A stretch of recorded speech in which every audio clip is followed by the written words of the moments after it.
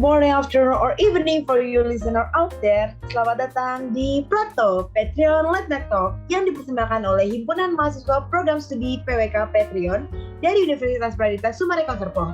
And we are your hosts, yours truly and only, Rana dan Sekar. Okay, thank you for making us part of your week. So we are here to educate, inform, and inspire all of you listeners terkait dunia perencanaan. Dan karena podcast ini yang dibuat oleh a bunch of students, mahasiswa-mahasiswa aktif yang penuh dengan rintangan, tantangan dalam kuliah, nah tentunya nanti episode-episodenya bakal banyak yang terkait dengan kehidupan mahasiswa juga. So stay tuned for what's gonna come more. Nah, dan hari ini kita tuh nggak cuma berdua, tapi kita juga kedatangan tamu dari mahasiswa Pradita juga, angkatan 2019, yang merupakan salah satu mahasiswa yang merantau dari beda pulau. Jadi, siapa nih orangnya? Nah, ayo kita kenalan. Halo Kak Dwight, halo Kak Hansen. Hai. Halo. Kalian apa kabar? Gue jujur gugup karena biasanya gue yang nanya, tiba-tiba gue yang ditanya. Ayo lo, gugup nggak? Gugup. Kalau gue sih santai aja sih, ya udah biasa soalnya wawancara. Asik. Nah, oke, gimana nih Kak? Langsung masuk pertanyaan aja yuk Kak. Oh iya, tunggu nih, tapi sebelum pertanyaan pertama, sebelumnya pengen tahu dulu dong, kira-kira kalian berdua ini, Kak Dwight sama Kak Hansen, udah merantau dari tahun berapa sih, kalau boleh tahu? Kita masuk kuliah 2019 ya, Sen ya? Iya. Cuman kayaknya Hansen lebih lama deh merantaunya deh. Gimana, Sen? Ya, jadi kalau misalnya dari gue dulu ya, Dwek ya. Sorry ya. Personally kalau dari gue sendiri udah ngerantau sejak tahun 2016 ya, karena dari sekolah menengah atas atau kita kenal dengan namanya SMA itu, saya udah tinggal di asrama. Jadi dari sekitar tahun 2016 sampai di tahun ini. Jadi setelah lulus dari SMA saya lanjut untuk merantau di luar pulau, begitu. Oh, mantap, berarti udah lama banget ya kalau dari Hansen sendiri. Nah, untuk pertanyaan yang pertama kita langsung aja ya. Kira-kira dari kalian berdua nih, ada tips-tips penting nggak sih yang perlu diketahui saat akan merantau gitu? Mungkin boleh dari Dwight dulu. Kalau dari gue yang paling pertama tuh kita harus tahu kayaknya strategi kehidupan kita dah. Yang paling pertama dah. Pengaturan keuangan, terus makanan apa gitu-gitu, terus di mana kita bakal tinggal, termasuk itu culture tempat tinggalnya gitu sih. Karena ya bicara dari pengalaman pribadi sih ya, ya kita kan pergi ke daerah baru tuh, kita keluar dari comfort zone kita. Nah, comfort area kita ada, comfort area. Nah, kayaknya di situ kita harus antisipasi itu sih kalau kita mau pergi merantau, gitu sih kayaknya agak sekar. Setuju, terutama untuk culture shock gitu juga ya. Iya, benar sekali. Kalau dari Hansen gimana nih, Sen? Kalau aku dari pribadi nih, kayak istilahnya gini sih, di mana kaki berpijak di situ langit dijunjung kan. Jadi ya dimanapun kamu berada, apalagi kita sebagai anak rantauan yang notabene-nya kita kayak numpang lah di pulau orang atau di kota orang. Jadi kayak mungkin tips yang pertama kali ya, kamu harus cepat adaptif sih dengan lingkungan sekitar, atau mungkin dengan keadaan, ataupun mungkin dengan orang-orang di sekitar kamu. Terus yang mungkin yang kedua sendiri yang udah disampaikan dengan Dwight tadi itu, kita harus tahu sih limit kayak ataupun strategi gimana cara kita ngatur bukan hanya keuangan tapi waktu juga sih. Jadi ketika kamu dihadapkan pada suatu keadaan yang misalnya kayak entah itu sekolah ataupun kuliah, kamu bisa tahu di mana batas-batas yang harus kamu lakukan atau yang enggak gitu. Terus mungkin selebihnya itu kayak mungkin dari segi sosial ataupun mungkin dari segi yang lainnya itu bisa yang berjalan sesuai dengan keadaan kedepannya lah. Maksudnya berjalannya waktu kayaknya bisa menyesuaikan sih kalau dari aku. Berarti kalau Hansen ini termasuk orang yang gampang beradaptasi sama lingkungan baru gitu ya? Nah, mungkin bisa dikatakan begitu sih ya, karena kan kita kan anti introvert ya. Keren banget, anti introvert. Nah, betul banget. Nah, terus aku punya pertanyaan nih. Nah, jadi kan kalian ini merantau. Nah, apa aja sih yang bikin kalian kangen sama rumah? Waduh, ayo Dwight, jawab dulu Dwight. Makanan ya Sun ya? Makanan kali sih, makanan, bener banget. Makanan, apalagi ya, lingkungan sosial ya. Iya, Karena- terus mungkin dengan suasana rumah juga sih ya, karena kalau kita ngerantau kan bener-bener hidup yang mandiri tuh, nggak ada yang ngeliatin atau mungkin ngomelin kita. Setuju sih. Ya intinya lebih bebas sih ya. Kita merantau tuh kita atur sendiri kan. Iya. Tapi justru itu kangen Betul. sama orang-orang rumah gitu loh. Orang rumah, orang-orang sekitar. Suasana di rumah tuh ya, tapi ya memang suasana yang berbeda sih ya Sun ya. Benar. Jadi kadang kalau orang rumahan ngeliat kita, wah enak banget loh jadi anak kosan. Kadang di satu sisi kita juga bilang, wah enak banget lo masih di rumah. Gitu. Kita ada enak nggak enaknya sih sebenarnya. Cuman tapi Iya. bukan berarti kalau anak kos-kosan semenderita itu nggak juga. Ada itulah masing-masing tersendiri gitu. Agree. Iya, setuju sih. Mungkin dilihatnya kayak wah enak nih bebas, kayak bisa pulang malam atau segala macem gitu. Iya, termasuk. Tapi ya kalaupun benar-benar yang hidup ngerantau gitu ya, kayak lu bebas nih. Tapi ketika lu pulang atau nggak pulang gitu, nggak ada yang nyariin, nggak ada. Kadang ada perasaan yang rindu ataupun mungkin kayak kita pengen tuh dapat perhatian. Kayak misalnya orang rumah kan selalu nyariin, misalnya kita kalau pulang malam ada yang marahin. Nah kadang ada satu sisi juga kita pengen ngerasain hal itu lagi sih. Walaupun mungkin ketika kita ngerasain itu hal di rumah kita kayak ngerasa itu hal yang menjengkelkan ya. Cuman di satu sisi kadang kita pengen ngerasain hal itu lagi gitu. Oke, pertanyaan selanjutnya ya. Kira-kira gimana sih cara mengatur keuangan pada saat kalian ngerantau gitu? Biar nggak boros-boros banget. Ya Dwight, jawab Dwight. Bisa Dwight. Kalau oper-operan Sun. Tapi ini kayaknya gue pernah bahas sama Hansen deh. Ingat nggak Sun? Waktu kita bahas itu, yang paling pertama kita harus lakuin tuh kita harus nabung. Ingat nggak? Ya. Dan kalau dari gue personal itu tiap dapat transferan tuh itu udah ada sejumlah amount, udah ada sejumlah uang yang paling pertama tuh gue sisihkan gitu loh. Jadi itu cukup membantu sih sebenarnya sih. Ya kecil-kecil lama-lama jadi bukit kan. Nah, itu jadi salah satunya jadi uang cadangan gue sih. Dan ya walaupun selebihnya cukup sih, cukup aja sih. Cobalah makan murah sih. Misalnya gini sih, kalau mungkin lebih transparannya gini, kalau misalnya dapat kiriman gitu, kita kayak udah matok, misalnya saya sama Doi udah matok kalau jumlah di uang rekening kita udah sampai segini, kita stop kayak udah nggak jajan. Jadi dalam arti kalau emang udah bener-bener akhir bulan gitu, jadi kayak enggak yang bener-bener dalam keadaan sakratul maut nggak bisa jalan itu ini gitu, tapi tetap kita punya cadangan gitu. Jadi istilahnya kalau Dwight bilang mungkin menabung ya kayak pangkal kaya, mungkin saya sedikit ngerevisi ya, kayak selama kemarin ngerantau jatuhnya juga ada investasi lah ya, investasi sedikit di rekening. Jadi walaupun nanti udah di akhir bulan kita bisa sedikit-sedikit kayak masih bisa yang menghela nafas gitu. Jadi kayak bener habis gitu loh. Kita masih ada sisa-sisa uang, nanti pas dapat kiriman itu amount-nya nambah lagi gitu. Jadi nggak yang benar-benar kita habisin di saat itu juga gitu. Menarik. Apalagi nih kan anak-anak yang baru kuliah offline nih kan baru ngerasain ngekosnya, terus mereka juga harus ngatur duit gimana gitu. Dan apalagi kan sekarang juga biaya-biaya juga lumayan naik, jadi mereka harus pinter-pinter lah buat ngatur keuangan juga kan. Nah, ngomong-ngomong nih soal ngerantau nih. Jadi kan ada istilah homesick ya. Jadi kalian tahu lah ya istilah homesick itu apa. Nah, itu tuh gimana sih cara dari kalian masing-masing ngatasin homesick? Dari Hansen dulu boleh? Tentang homesick ya. Kayak ngomongin homesick mungkin gue baru pernah ngerasain itu awal-awal banget pas pisah dari orang rumah itu pas di SMA sih.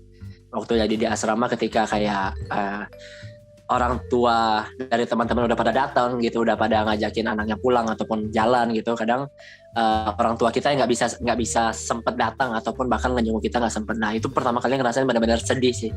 Dan maksud aku kalau emang kamu atau pendengar sekalian ngerasain homesick, ya udah kayak rasain aja kayak sedihnya, sesedih-sedihnya itu ya maksudnya wajar gitu kamu ngerasain itu. Cuman nanti dalam jangka waktu selanjutnya kayak kamu udah terbiasa, kayaknya kamu udah bisa ngontrol, dan mungkin satu-satunya cara mengatasi ya dengan cara menghubungi orang rumah gitu, kayak VC dengan mama, papa, ataupun mungkin sanak saudara yang lainnya sih kalau dari aku gitu. Iya sih, teknologi kan sekarang lebih canggih kan sebenarnya kan. Jadi ya nggak ada halangan sih sebenarnya, walaupun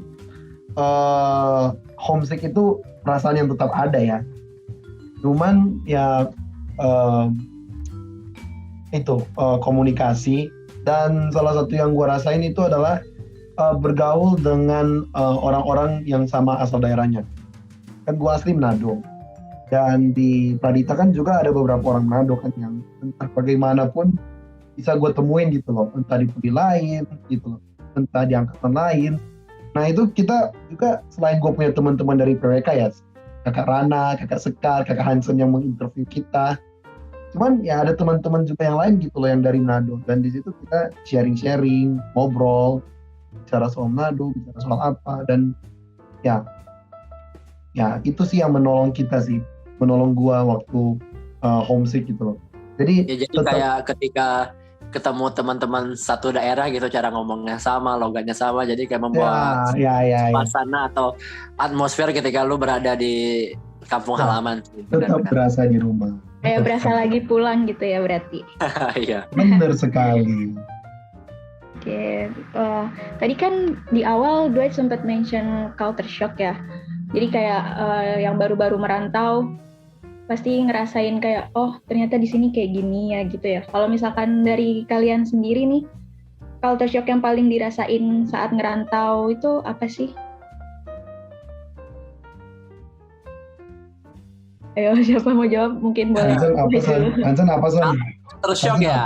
Culture shock. Kalau gue pribadi waktu ngerantau, apalagi yang udah ini ya, beda pulau gini dari Kalimantan ke Pulau Jawa ini, mungkin culture shock yang pertama mungkin kayak ngelihat cara ngomongnya begitu, kayak dari segi bahasa ya pertama ya, terus mungkin dari segi berpakaian. Kalau dari aku mah kayak kalau di sini mah berpakaian yang pakaian baju yang terbuka gitu kan kayak udah hal yang lumrah gitu. Tapi kalau di tempat aku kayak berpakaian yang kayak gitu masih belum biasa ditemukan gitu. Terus kayak dari segi bahasa gitu kan, kayak yang dari aku kamu gitu jadi gue lu gitu. Jadi kayak mungkin dari situ kayak gue masih belum terbiasa awalnya. Cuman karena teman-teman di sini juga yang baik, welcome, dan kayak mau kasih tahu, walaupun seringkali saya diisengin dengan kata-kata atau mungkin singkatan-singkatan yang masih belum saya pahami sendiri awal-awal itu. Tapi udah terbiasa sih sekarang. Setuju sih sebenarnya sih culture shock. Apalagi kan Hansen kan adaptasinya lu gue itu kan. Cuman kan emang gue tuh adalah maksudnya bahasa asli gue itu adalah bahasa yang 180 derajat berbeda kan. Itu kan bahasa Manado kan bawaannya kan. Iya. Itu kan plesetannya lumayan jauh tuh. Nggak tahu kalau Hansen plesetannya sama di Kalimantan pakai lu gue nggak sih? Atau pakai bahasa Indonesia nggak ya? Bahasa Indonesia ya? Bahasa Indonesia, tapi kan kebanyakan pakai bahasa daerah kayak Melayu, Tionghoa.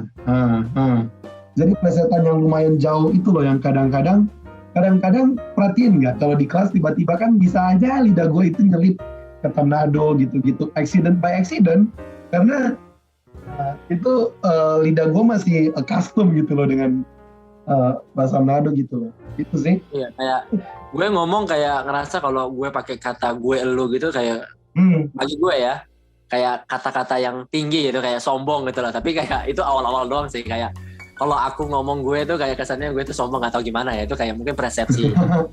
Iya, kayak kesannya oh gue sombong banget sih ngomong gue lu gitu. Cuman kan ya memang udah bahasa di sini gitu. Apalagi kalau gue merasa tuh yang waktu balik COVID nih, kan gue baru balik lagi kan setelah 2,5 tahun ini kan kita berpisah kan, itu kayak gue merasa belajar lagi bahasa gitu loh. Karena gue kan 2,5 tahun ini kembali ke mother language gue kan, bahasa Manado kan. Dan 2,5 tahun itu gue udah biasa ngomong bahasa Manado kan. Sekarang gue harus belajar lagi. Kayak datang jatuh-jatuhnya kayak datang merantau awal lagi. But ya, long story short, itu sih salah satu culture shock gue sih, bahasa. Gimana kakak-kakak?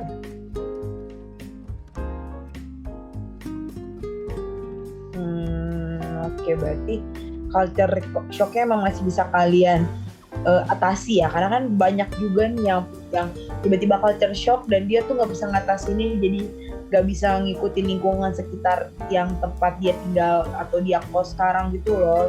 Yes. Mostly orang-orang tuh kayak gitu. Kalau kalian bisa emang lewatin culture shocknya emang kayak wow. Oke, lanjut Kak.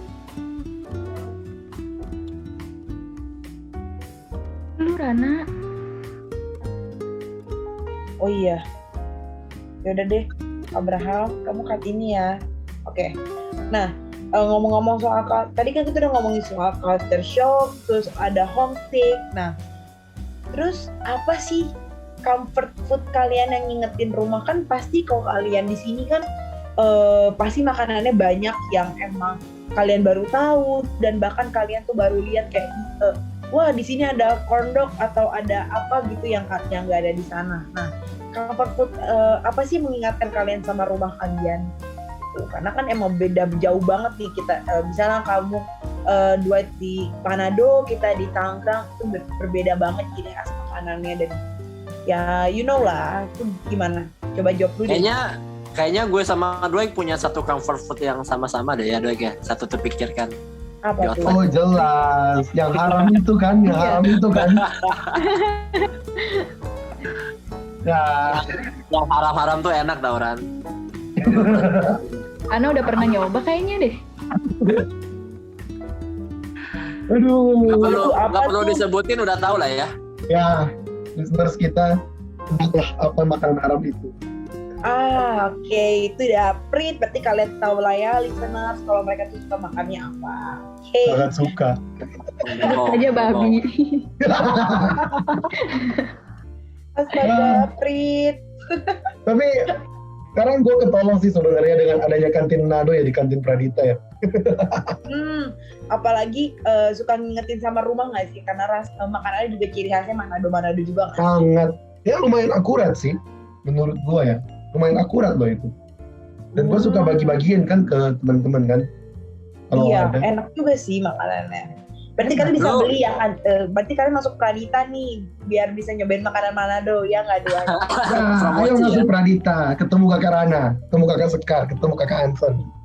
Dwight, tapi lu beruntung sih dapat warung Manado yang citra makanannya tuh kayak nggak jauh berbeda ya. Iya. Gue pengalaman di sini makan masakan yang kayak katanya chopnya ada Kalimantan tuh kayak khas Kalimantan. Tapi kayak pas kita nyicipin masih kurang ngena sih kalau di gue mah. Dapat saya kayak gitu sih. Ya. Iya, so sad sih. Nah, jadi kan Dwight sama Hansen ini anak rantau yang asalnya cukup jauh ya, beda pulau. Dari segi orang-orang sini cara ngomongnya atau mungkin cara bicara gayanya gitu-gitu kan pastinya beda banget. Nah, untuk dari kalian sendiri nih cara beradaptasi sama lingkungan yang baru itu seperti apa sih? Kalau cara beradaptasi mungkin ya dengan cara itu sih.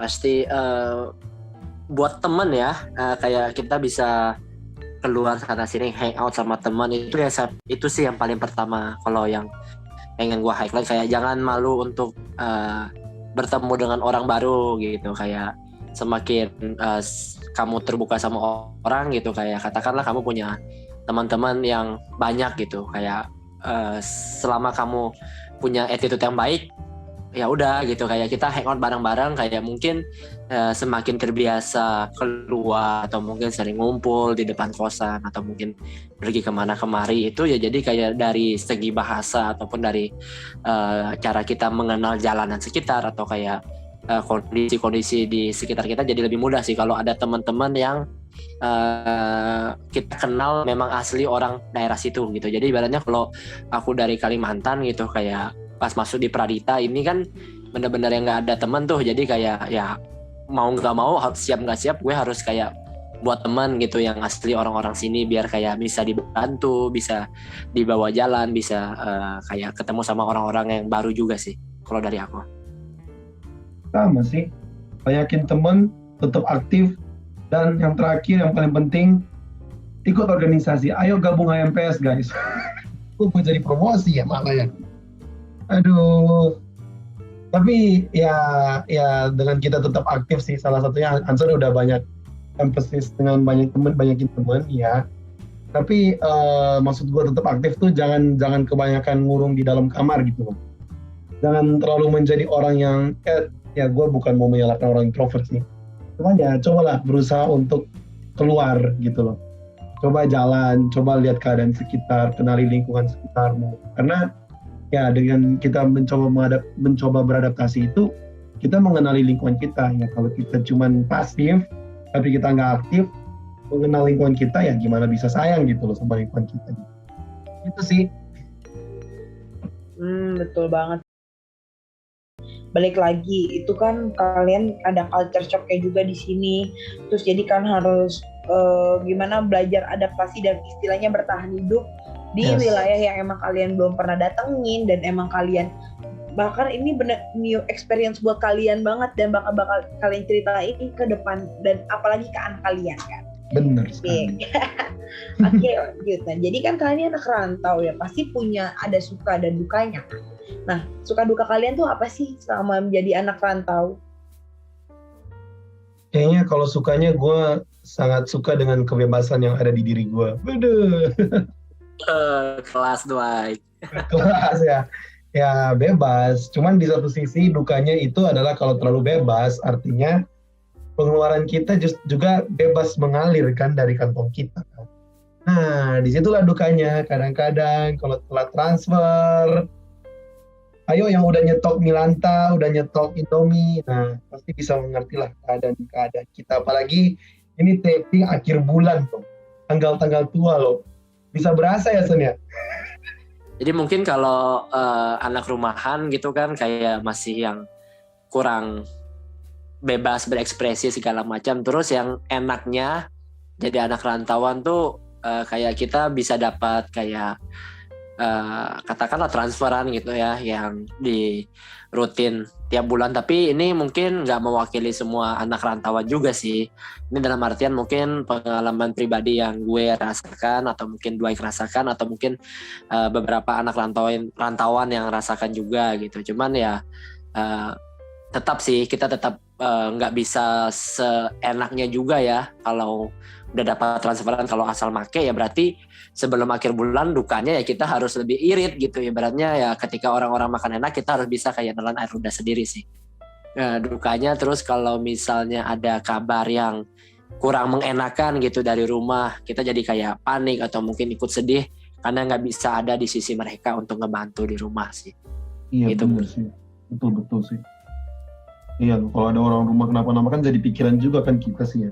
Ya betul. Ya. Terus misalnya kayak gini sih, kayak ngelihat misalnya dukanya, nggak termasuk duka sih mungkin ya. Misalnya kalau misalnya aku atau gue sendiri dengan Dwight main ke rumah teman gitu. Ke rumah teman disambut sama keluarga, disambut sama orang rumah dari teman kita sendiri, kayak kita kadang di situ tiba-tiba ngerasain oh kita rindu nih sama orang rumah, kita kangen gitu. Cuma boleh buat kita terpisah oleh jarak yang jauh membentang, jadi kayak kita cuma bisa ya ngebatin sendiri sih. Ya. Oke, kalau selain orang rumah atau suasana rumah sama makan di kampung halaman gitu, ada lagi nggak sih yang dirinduin sama kalian selain hal itu? Apa ya? Kegiatan maybe, kegiatan gua di sana di rumah di Manado ya, karena gua banyak juga aktif kegiatan di sana ya. Cuman ya kebetulan karena gue belum memiliki siapapun, gue memiliki orang tua gue sih, yang pasti kan udah di Singoansen tuh.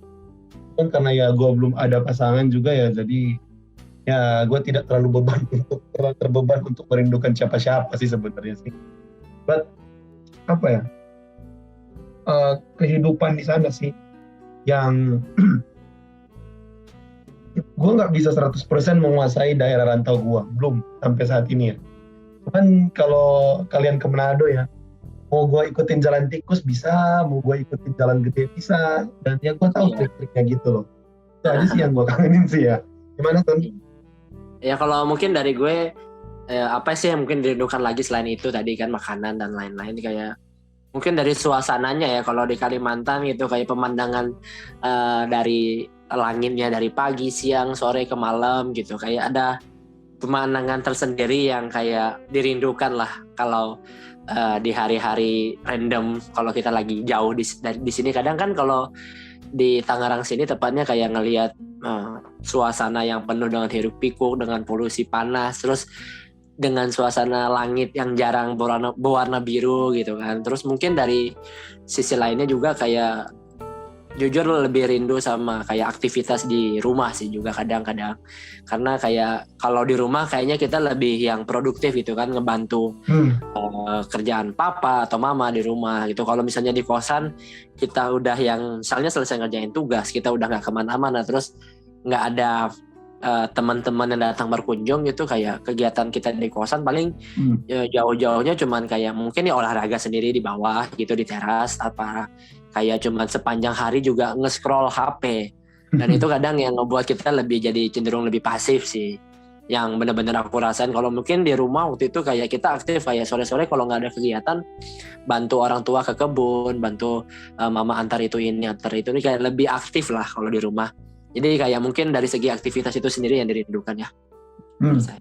Tapi gue rasa ya, sebagaimana kita kan mencoba mengkalimatkan ya kerinduan kita ini ya. Cuman gue rasa seberapa besar kerinduan ini secara gue personal ya, seberapa besarnya kerinduan gue terhadap kampung halaman gue itu sebagai anak rantau tuh nggak cukup cuma digambarkan dengan kata-kata gitu loh. Itu punya perasaan yang indefinite gitu loh. Iya benar.